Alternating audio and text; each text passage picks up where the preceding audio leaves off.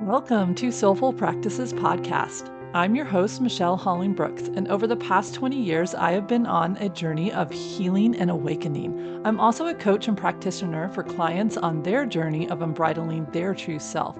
The number one question I'm asked is, what meditation or practice will help me reach my goals? While there is no one meditation or secret mantra that will unlock our own awakening, there is a doorway that will lead us there.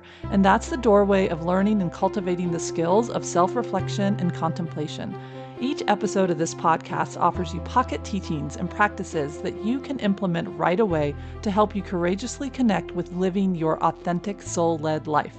Let's dive into this week's episode.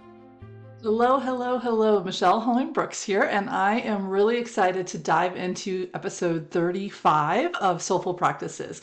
And we are coming up on the end of season 3. And the theme for this season has been all about helping us gain a greater sense of discernment and clarity in our own inner knowing and wisdom. And really, when we turn inwards to do a quote intuitive read on ourselves, how do we know what we're reading? How do we know what we're interacting with? And how do we get a clean read on what our guidance is actually telling us versus either wishful thinking or listening to what are called protectors, which are these parts of us that are designed to help keep us safe. So they belong to a part of ourselves called the mental being, or to our mind.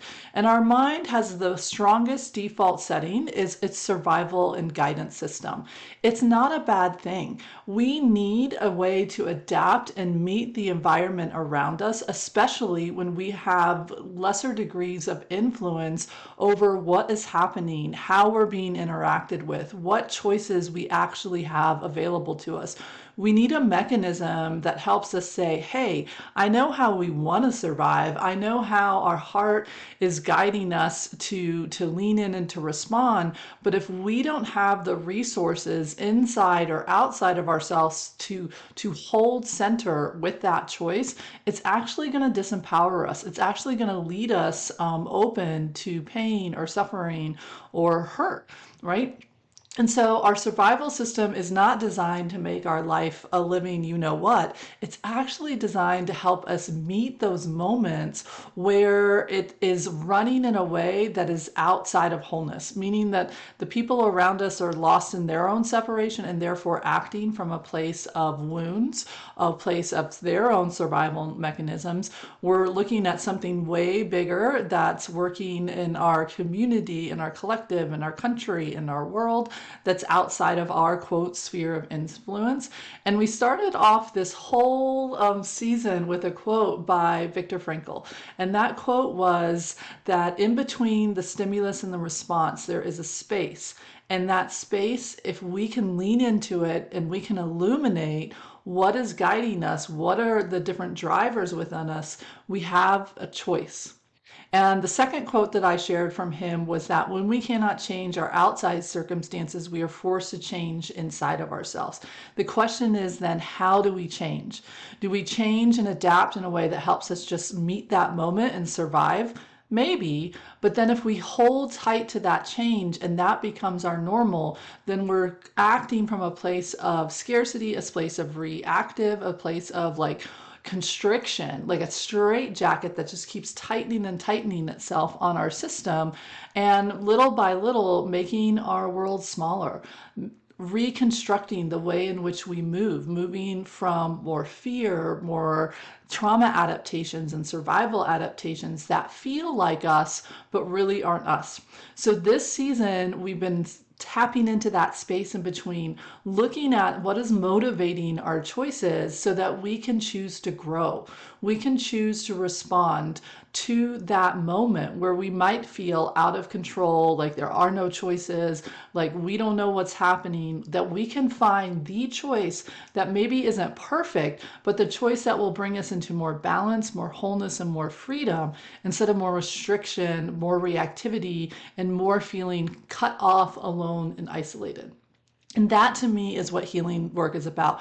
That's what spirituality work is about. It's not about, oh, I will be healed when I no longer have chaos around me, or I no longer have feelings of disappointment or sadness and I'm only feeling joy. That's how I know when I'm healed. That's how I know when I'm awake. It's actually the exact opposite. It's like a deep embracing that, hey, life is always going to have chaos. Crazy is always going to be there.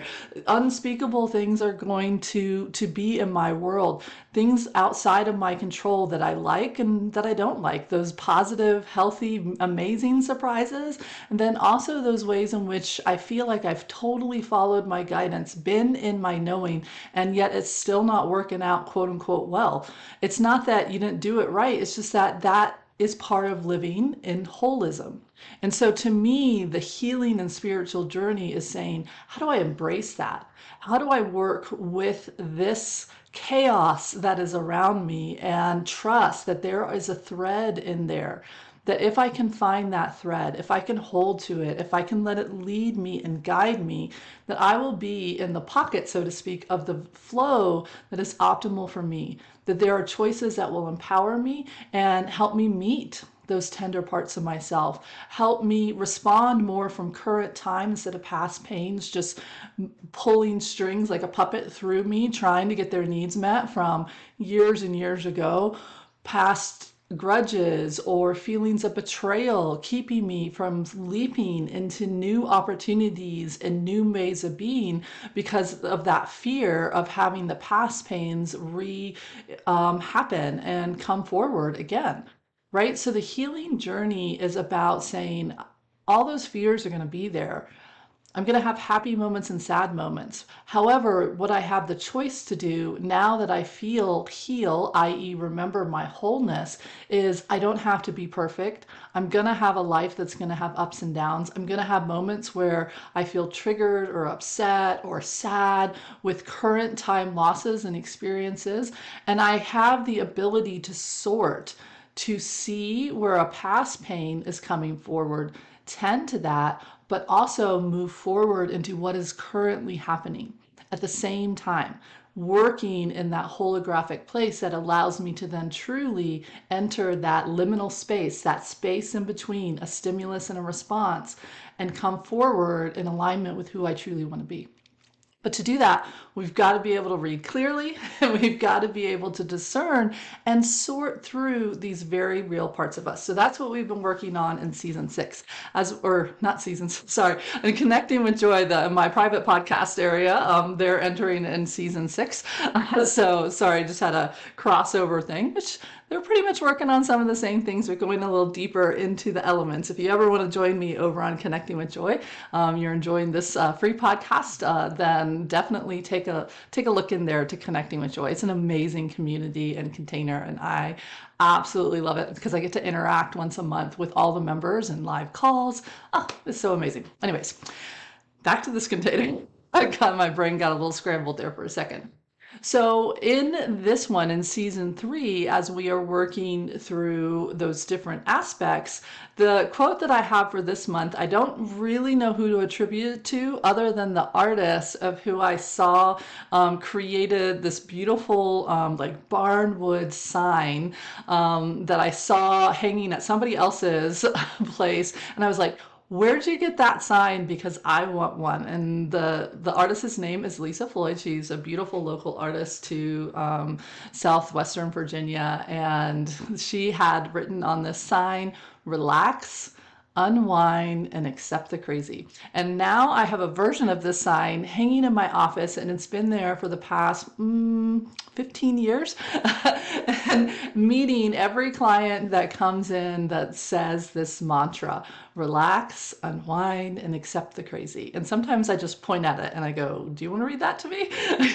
And this mantra speaks so clearly to what this is, because if we're going to step into true discernment and we're going to be able to recognize what is happening in and around us and what is driving the different parts of us, there are a few formulas. If we come at trying to read ourselves from, oh my gosh, frenetic energy. What's wrong? I'm a heat-seeking missile working from a shadow detective trying to find out what's wrong, what needs to be fixed, who's to blame for it, why is it doing what it's doing. My hands are on my hips and my brow is furrowed and I'm wagging my finger at my system saying, why do you have that pain in your shoulder? Why are you feeling so emotional right now? And I'm drilling, like I always see it as a shadow detective, like with that light in the face of my body, of my emotions, of my thoughts, of my protective mechanisms that have exquisite reasons for being the way they are. Like I said, our survival patterns don't just wake up one day and say, oh, I think I'm going to act in a restricted way. I think I'm going to act in a reactive way. I think I'm going to react in a people pleasing. No, we don't just pull things out of a hat. We do what we do for a reason, and our body reflects those reasons. Bessel van der Kolk said in his book, The Body Keeps the Score, and what I really enjoy is to refine that and to say the body has a reason. The body keeps the score, yes, but it keeps the score because it shows us the reason as to why it's doing something the way it is. The question is, are we willing to lovingly lean in, kind of start to soften that and see what those reasons are? Tend to the past unmet needs and open to the current time choices that are available to us. To get there, if we come through frenetic energy of, oh my gosh, oh my gosh, oh my gosh, or wow, this shouldn't be here, right there, we're kicking ourselves out of being able to have a clean, accurate read. We will not be able to do it. We'll only be talking to protectors, but we'll be blended with them. We won't be able to see what is what or hear. And heck, half the time, if you're an empath, you're blended with somebody else's emotions, somebody else's field, somebody else's fear and worries and overwhelm running as yours. And so being able to first relax, meaning, wow, all I have to do is acknowledge a part of me, get a little distance, is really upset. A part of me is freaking out. A part of me is tired of this pain. A part of me is nervous or worried about what I'm even going to find if I learn to. It feels like I'm poking a hornet's nest, and who the heck knows what's going to come out of this thing. You know, a part of me just wants this to stop. I'm tired. I'm overwhelmed. I'm in pain. I just don't want to feel this anymore. And I just want it to all go away, right? When I relax, I allow myself to just share what's there. That naturally starts to unwind. That naturally starts to have the pieces, instead of being an entangled web that's like vying for which thread is going to get pulled on, it softens it and says, oh, you see me. If each one of those was a thread weaving together, I'm tired, I'm scared, I'm overwhelmed, I just want it to be different.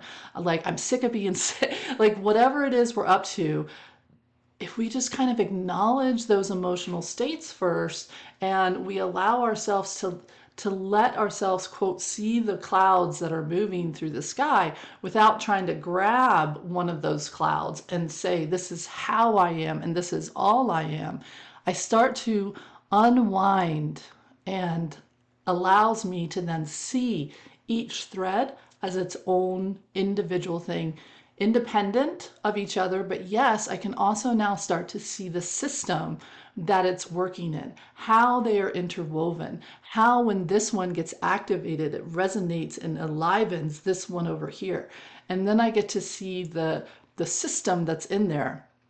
And this is what's called eternal family systems, based off of family systems, which says, hey, when we're in a family unit externally, and this was developed by Richard Schwartz, who was a family systems person. And for those of you who don't know what family systems is, it's a mental health model and approach that says, hey, in a family unit, when there's somebody struggling, or there's a wound, or there's a fear, or there's a place that the adults can't go to, that everything, or even a child can't handle, that it's beyond their, quote, capacity, and they have survival and trauma adaptations up and running pushing like a live wire into the system, that everybody starts to shift and change and come into a different role of how they're helping to bring function, stability, support, management, all these different things into that family unit.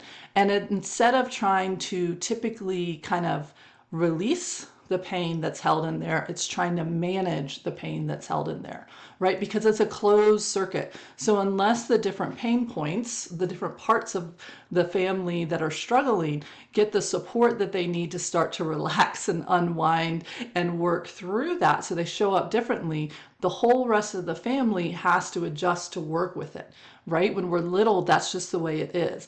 So we internally within us work the same way, hence the name internal family systems, or what is typically called parts work.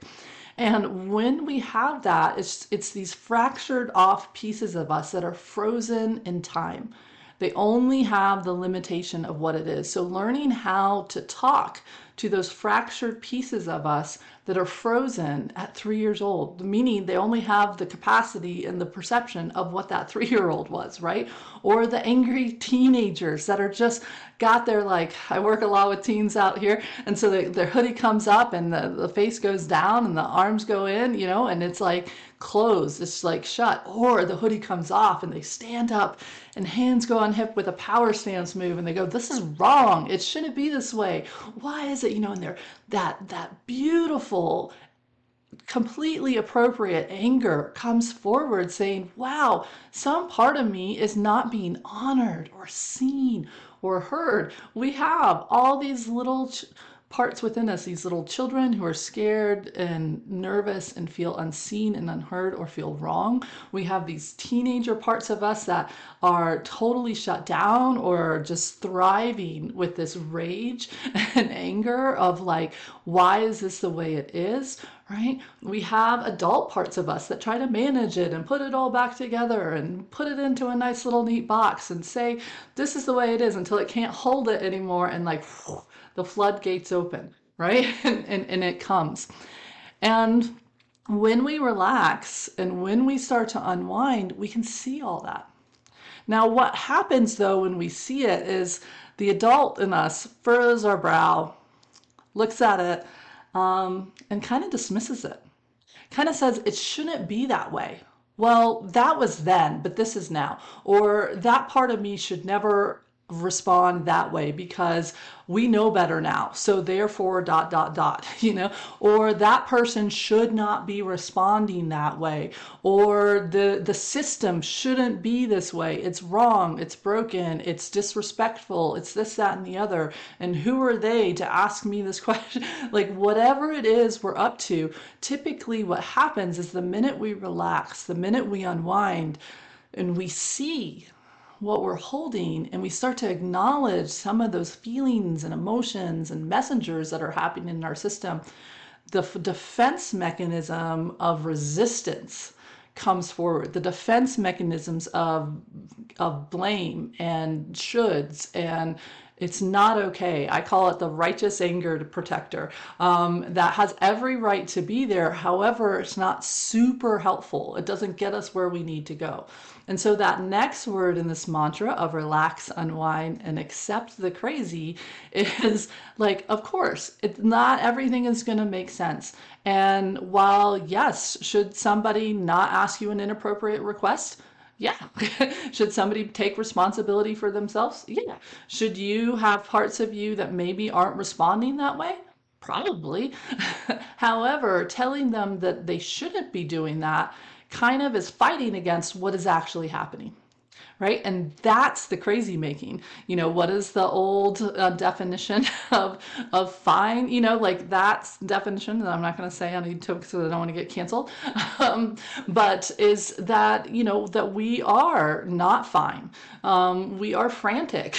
We are insane. We are trying to do the same thing over and over and expecting a different response. We are being in that place of just kind of like, narcissistic, why is this happening to me, seeing it from being in that shadow victim point of view, and then that really then just digs us in, right? We are not able to then step into like what is actually happening in a helpful way. Instead, we're coming at it from a place of pushing, a place of like resisting as much as we can. And there's another saying that says, what you resist persists. And that is a beautiful thing. So if you were out at the barn with me, there is a somatic exercise that I love to do to help people understand that acceptance is not the same as agreeing.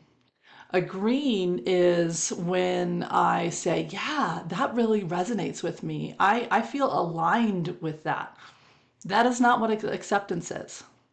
Acceptance is my saying, this just is what it is. So I would like you to feel into those two different definitions. Like take a moment, wiggle, wiggle, wiggle your body, and feel into, I agree, I resonate, I align with something I just heard or felt, an image, an idea. Where do you feel that in and around your body? Chances are there is an opening, kind of like a heart chakra starting to open up. Maybe you're leaning in a little bit more to your own self, or if that was something that somebody said outside of you, you're like looking, you're paying attention. You're like, yeah, let's keep going. Let's keep connecting, right? There's an opening and some place to dive into in that connection, right?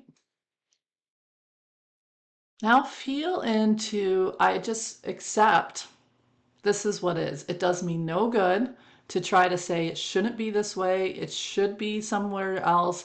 It does me no, I'm like just pulling and pulling and tightening that straitjacket over myself the more I resist this. And instead, if I can soften, relax, and unwind and accept even the crazy stuff that I'm like, this should not be this way, if I can accept that, yeah, but this is what is happening. So I'm not agreeing with it, I'm just accepting it. Feel what that feels like in your body.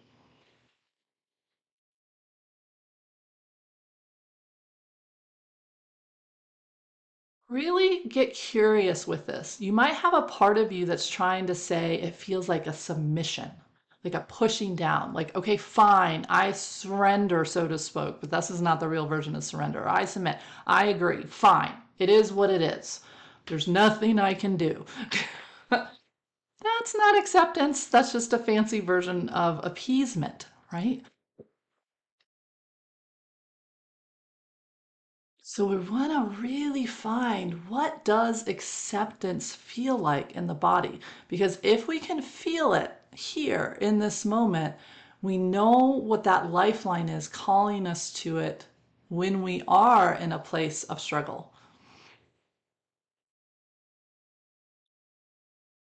So I'll share with you what I'm feeling right now. And you can go ahead and write down and explore some of these feelings. I feel a sense of becoming centered.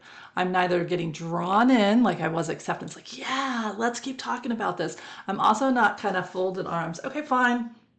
It is what it is. I don't know. Go on. Tell me what you want to tell me. Like there is no part of me that really is open to it. It's pushed back. It's not wanting to connect, right? If I'm in acceptance, I'm not moving backwards. I'm also not pushing myself forward. I'm pretty centered. I feel a sense of like landing in my heels. And so I'm soft in my heels, but my toes also feel open. They're not gripping like, ooh. And they're also not pushing. They're nice and centered. My knees feel a bit softer. My heart doesn't feel like it's crazy open, but it's not closed either. It's in a nice neutral point of view. I feel a slight sense of curiosity. So it's a hint. It's a like a back tone coming forward that says, okay, so now what? What do I do now? What would be helpful for me right now? So now all of a sudden, instead of me saying what shouldn't be happening and what should be happening, I am now starting to activate the soul medicine of curiosity. I'm starting to open to willingness to hear some guidance. I'm starting to actually be willing to acknowledge, wow, that really did not feel very cool. And I really do feel like I don't have a lot of choices right now. So now I'm stepping automatically, it passes me off. The medicine of acceptance, the beauty of it, the alchemy that comes with this medicine of the soul is that it automatically helps us shake hands with the next step, which is once I step out of like that disbelief and that fighting and that resisting and that, that righteous version of like, this shouldn't be here, I can start to say, and we're here. So now what is it that I need? What is it that would be helpful? And I start to ask beautiful, soulful questions that open me to support instead of restrict me more or run me down the wrong road faster, right? Because if I don't accept the crazy and I'm sitting there saying it shouldn't be this way, all the choices that I make from that point, all the quote reads that I get are really just vanity reads. They're just filling my ego's desire to match the narrative within myself, to meet what I really want, either from a shadowy place, maybe from a beautiful heart intention place, but yet maybe not what would be the optimal thing for me to be working with. So, in that guidance of this mantra, of this beautiful mantra that kind of came in, and I was like, oh, that's it. This relax, unwind, and accept the crazy one. It pulls in a little bit of let's not take ourselves too seriously. Like, we can still deal with really big stuff, like heavy stuff. And out here at Unbridled Change, I know that the places that clients are willing to go to look at their trauma, to look at their dreams that have been held captive by their past unmet needs and traumas and fears and protective mechanisms, to loosen those up, to start to give them a place of honor and honoring of the wound and learning how to do that dance between tending to the past and tending to the future and tending to their current life so that they can fully live their life and love their life and lead this life that's authentic to them. That's going to take us into some beautifully and like tender places. And we can bring the medicine of a little bit of laughter, a little bit of not taking such a huge stance with ourselves that brings a little bit of a smile and a little bit of like, yeah, that was crazy what happened. That was like freaking insane. And it never should have happened. And it da da da da da. And it also allows us then to shake hands with what could be now in this moment. Because the only place that we have to implement change is not the future, is not the past. It's right now in this moment. And we want to help get you there. And we want to get you there in alignment with an accurate reading to what guidance will actually bring you more strength, more balance, more wholeness, instead of more of the same of our wounds and our protectors. Back to my favorite quote, learning to move from love, not fear. So I think I put an insane amount of quotes in this episode. Sorry about that. It just kind of happened. So let's bring this into practice right now. Take a nice deep breath in and out.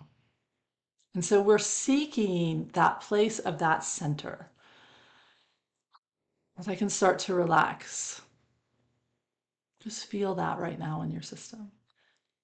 I can invite myself to remember to unwind. I'm more than one thing. So, yes, a part of me might be really scared or really overwhelmed, but that's one aspect of me. There are other parts of me that maybe feel a sense of courage, of not as much of a charge on something. And the more I can start to unwind, the more I can start to resource myself internally within me. Isn't that amazing? Accept. Accept what is happening so that I can meet what is. with as much balance and wellness and wholeness as possible, so that I can open to as much expansion, joy, laughter, abundance, and wellness that is possible. And to release my attachment to my judgments on the crazy. It's just a part of life. It's a part of the whole. It's not good or bad. It just is.